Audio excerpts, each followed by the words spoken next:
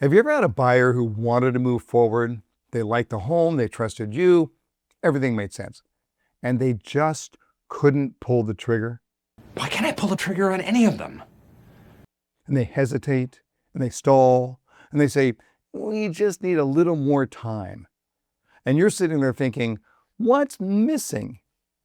I'll tell you what's missing. It's not information, it's confidence.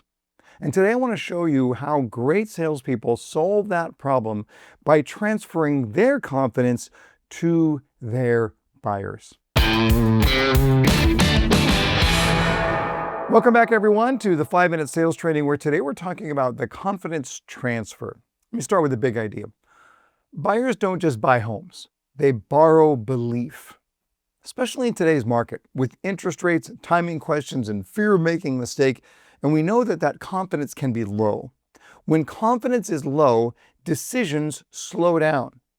So your job is not just to inform, your job is to stabilize, to lend your certainty to the buyer until they can find their own.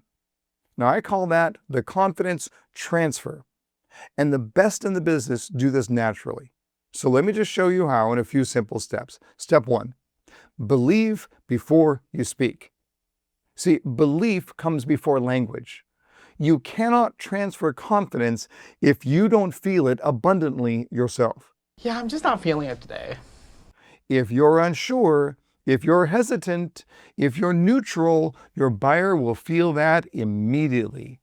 Because confidence isn't just what you say, it's what you believe before you say it. So let me ask you, do you believe that owning a home improves your buyer's life? Do you believe that over time, real estate is a powerful investment? Do you believe that moving forward when it makes sense for them is the right move?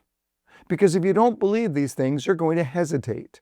And when you hesitate, they hesitate.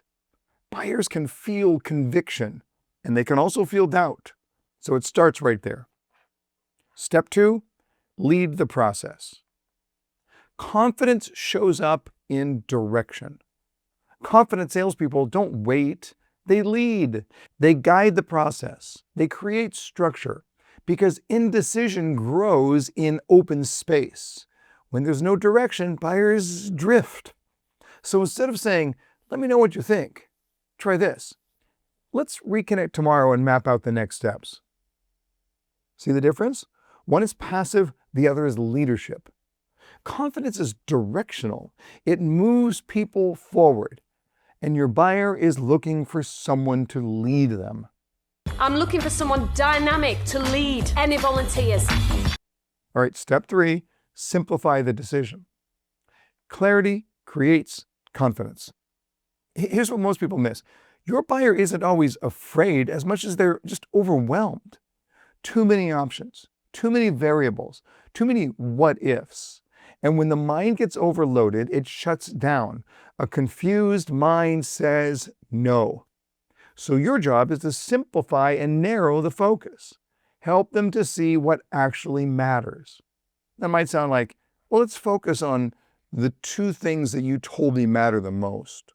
Or between these 2 options, which feels closer to your goal?